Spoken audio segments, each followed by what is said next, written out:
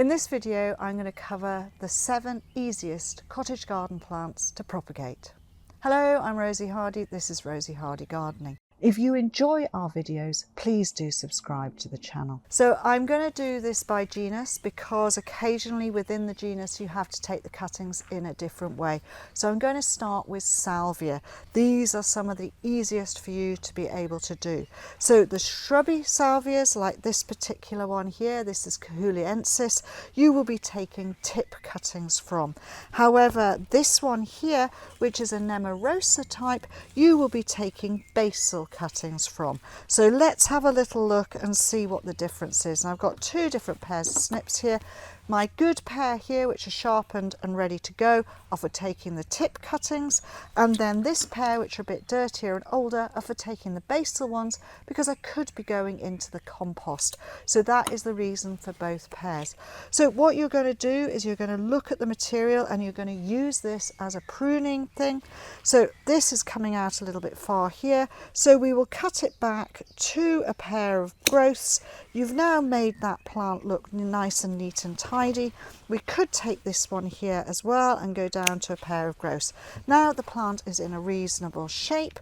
Then what are we going to do with the material that we have got? So what we're looking at is this bit of material is a little bit hard and woody, and for a tip cutting you're basically wanting the tip. So hold the tip like so, count back from the tip 1 pair of leaves. If that internode or the space between there and there is very short, count back another pair of leaves and cut behind those, and then the leaves fall off. You are left with a really nice cutting. You can put all of the leaves together and cut off the tip like so. We are then left with a really nice good cutting. I'll just show you that again. So on this piece of material, this is all really woody. You can't do it. This is lovely and flexible. It's this bit that you want. So we hold the tip, we count back a pair of leaves. We can do it this short, or we can go down to there. I'm just going to show you what it looks like when it is a true tip, which is like so. And you can do it like that as long as you are able to hold it all. The smaller the cutting, the better it is. This is a 1 node, this is a 2 node. They will do very quickly. If you can manage to do them this size, do them that size. Otherwise do them that size, but no longer. Tip cuttings means the tip. So we've done that one. Now let's have a look at this salvia. This is slightly different. This is where we need the pair which are going to be dirty. And what you are looking for in this plant material is basically you're looking to go down from where there is a nice growth like so, and you're wanting to go right in to the ground, in like that, and you're going to go so, and you are going to cut it. And in actual fact, I managed to cut off 2 pieces, and these are what are known as basal. Now we are going to remove those bottom leaves and we're going to tidy them up, and we will now use the better pair of snips. So we will get rid of those bottom leaves, we don't need those, and we reduce the cutting or the area there so that you have a nice cutting like so. You can do exactly the same with this one. Just cut off those leaves, we don't need those. Make sure it's nice and flat at the bottom, reduce those leaves by half, and there we go. We have 2 really good cuttings, and in comparison to the tips, they're still sit there. In comparison to the tip cuttings that I did, when I can find the one that I've got here, they are around about the same size. So all of your cuttings, even basal ones, are nice and small and good to go. So I now have my tray of plugs, which I've got the cutting. I'll put it into a little tray. This is going to go into this tray, which I can put water in the bottom as well. And this will just make it really easy. So what I can do is the ones which are the dirty pair, I can just put a hole and I can put these into this like this. Haven't got any labels at the moment, but I will label it all in a minute because I know what the plant material is I have there. So once you take your cuttings fresh, stick them straight into there. Once this is finished, it will have a lid like that. So this is going to have a lid on it like so. This is a propagator that I bought for my propagation course. So if you are interested in propagation, then please do take a look at the propagation course. In my propagation course, I teach you all of the techniques that you will require for being able to reproduce and get yourself a lot of free plants from herbaceous perennials. The course is yours forever, so you can go back and review whatever you want to whenever you need to, just to top up your skills. There is a QR code now on the screen, and there is also a link below. Do enjoy the course. So moving into the next genus, it is nepeta, and the majority of nepetas are all going to be tip cuttings from the new growth that is here. You are going to have to get rid of the flower if you are doing it from this particular plant. You do not want to be taking any cuttings from the flower, so you can just cut off all of the flower, and that will help it regrow at the bottom. And then you're not going to try to propagate from those bits. They can go in a vase, that's absolutely no problem at all. Now you've got some really lovely tip pieces here, and again you're just using this as a pruning technique. I'm just going to take two. This is Nepeta cross Fascenii, and again it's exactly the same. Hold the tip, count down a pair, take off those bottom leaves. There you have it, a little bit off the top. That's one cutting. Then we do exactly the same with that one. Hold it there, hold it across here, and then again it's just getting rid of a little bit at the top of that. There we have two nice little cuttings of that particular one. I'll stick those in a minute. And then this one, it's quite easy again. Don't just take what you need at the top, go down a little bit further. Always use it as a pruning technique. That one is Bramdine, that's a grandiflora one. Again, it's hold the tip, count down a pair of leaves. There we go. Take off the top of that. And then the same with this, down like that and across like so. And then you've got two very nice cuttings across there. These we can now, and we're using the pair of snips that were the ones that were allowed to get dirty. So we just literally, one behind each other is how I was doing it. That one I've already done the hole, so in it goes in there. Firm them in well, that's the one thing. Once you've made the hole, push it back in and make sure that they are firmed in so that there is no air gap around below what you've got. Next one that is really good and easy to do are the phlox. And I have got Phlox paniculata here, and I've got Phlox divaricata here. So the Phlox paniculata, these are lovely fresh top growths here. You can just take a couple of pieces off there. That one will do quite easily. Wait for that. Then you've got the divaricata. This is about to flower, so you'll be able to feel in here that there are flower buds. So those bits are no good. What you need are the pieces which are younger in the bottom of the plant here. So we're going to cut out these particular ones, not those ones. That is how we do with that. So again, it's hold the top, count back. So these are all tip cuttings, and it's a matter of taking off the top there. That one will go down to there, and there we go. Nice tips on that. Then we can put those in there. The quicker you get them put into the compost, the better. They won't flag or anything like that. If you are doing this and it's a warm day, try and do it in the evening. Also, if you are going to be doing this and it is very warm, then do the cutting and put them into water so that they're sitting in some water, and that way they will be a lot better and much more turgid, and they won't flop so much. So again, we've got our ones there, and we will just literally stick these. So that's your phlox, two different types of phlox.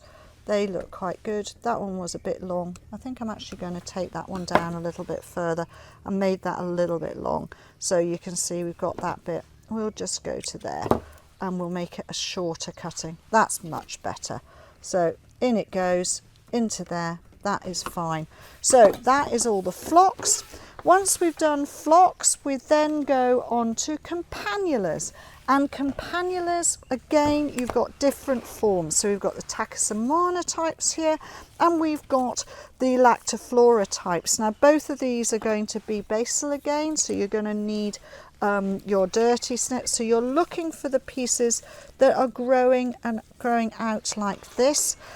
Much easier when you come around to this side and you can see the individual pieces like this. So again, it's down into the soil, give it a little cut, and hey presto, here they come, and quite often they come with a little bit of root, so that is brilliant. If they come with a little bit of root, half your job is done.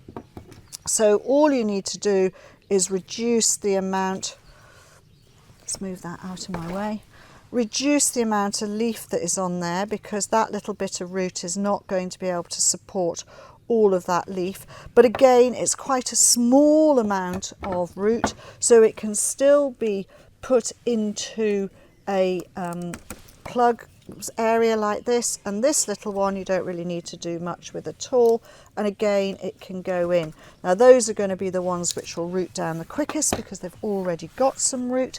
Then if you look at one like this, which is a lactiflora, it's each of these little round pieces that you're taking. Now, are we going to go down? Yeah, we are going to get dirty. So hold one away from the main plant and go down and chop, and you come out with a piece like that. So let's just do another one. We'll do this little small bit down here. But again, that's come out of the dirt. There we go. Nice little cuttings come off those. And these, you're going to be removing all of this bottom foliage here. You don't need all of that. It's a cutting. It can't support all of this foliage that is there. So you've removed all of that. You now use your clean snips to take that off. Lovely cutting again. And then it's the same with this. It's just gently take off that outer leaf, creating a little bit of stem, clear stem there, because this is where your roots are going to come from. And then again off the top. So these can also go into here. So the varieties that we've done so far, we've had some tip cuttings, we've had some basal cuttings, and they all look really good. They're all very easy, they root very quickly, and that is fantastic. You've then got your achilleas. Achilleas again are another easy one. That bit's got flower on it. We don't want where there's flower. Again, we're wanting these pieces down here, and if we're very lucky, when we cut some of these down, you will find you get a little bit of root. Didn't actually get a bit with that piece, but what you can do is you can get rid of foliage like so, and then that one is ready to be stuck. And we've got, try and find something else down here. That one's going to flower. This one's got a little bit, and look, we've got a bit of root on here, so that is really great. So we don't really need to do much with that again. We'll just literally take those pieces off, and in we go like so. Tuck in the root. That one's going to do nicely. This one can go in like so, and I really ought to have cut off that bit of foliage there as well. Then the last two, which are quite nice and easy to do, are the erysimum and the dianthus, and we'll just take a little peek at how we do both of these. The erysimum is top growth, not with flower, so it's these lovely shoots, young shoots here, and again it's just another one of these tip ones. So you go down to where there is some growth, you feel it, it's a bit stiff here, so you hold the tip, count back 1, and you then remove the leaf there, and you have a nice cutting from your erysimum. So again, these are tip cuttings, and you're taking it down to try and make it bush up again. So using it as a really good pruning exercise. Hold the tip. Now the leaves are not opposite, they're alternate down here, so your internode is from one leaf to the next leaf. So the internodes on this are much more. So if that's where your base of your tip is, get that leaf out of the way so you can see this, if that's where the base of your tip is, you'd go one leaf, second leaf, and that is where you're cutting to. Take both of those off, and off you go, and that is your beautiful cutting there. Then lastly, we've got the dianthus. We nearly filled up this cutting tray, so that's quite good. And the dianthus has loads and loads. It's just about to come up into flower. This one's called Rosy's Mum. This is a really lovely old variety, and what you are wanting are these pieces here. Now this is one where again you are just going to chop off to give it a little bit of a prune, and you will end up with growth like that. You do not want to be taking with this woody bit. What you do is you hold this top bit like that, and you hold it like so, and you pull. And what you end up with is you end up with something that is called a slip. And that all you then have to do is cut the tops off like so. That is then your cutting. So let me just do that again. So you hold this piece here, you hold where you want it to do, and you pull it. And basically what it's doing is it's breaking off between those leaves there, and this creates your really good cutting for your dianthus. Now I did notice that there were some nice little pieces, because I feel like I should fill those. On the side of this were two little pieces like this, so you can take those as well. And if you just pull them off the actual stem, they come as a sort of heel cutting, and again you can just get rid of the top growth there, and then those go in, and it is another way of doing the cuttings on those. So you would get loads of cuttings off your dianthus. Make sure they're all firmed in beautifully into this area. Give it some water. You can water over the top. Make sure you don't have too much water sitting in the bottom of here, but enough so that it's drawing it up, and then you can cover it over with this. Shut that up for the time being. This can go on a windowsill. It can also go in a greenhouse, cold greenhouse at this time of the year. As soon as it becomes cloudy, open it up and ventilate it, and then, hey presto, you can take that off, and you will have beautifully rooted cuttings probably within 2 weeks. If you enjoyed this video and you enjoy propagating, please do look at our propagation workshop. The QR code is here and the link is down below, and you will be able to see a library of herbaceous perennials that you can actually take cuttings from. I have recorded a large number of the popular plants that we produce here on the nursery, so it is an extensive number of plants that you can then take cuttings from and do your own propagation. Thank you very much for watching, and please do subscribe to the channel. If you want to watch another video of mine, YouTube thinks this one is perfect for you.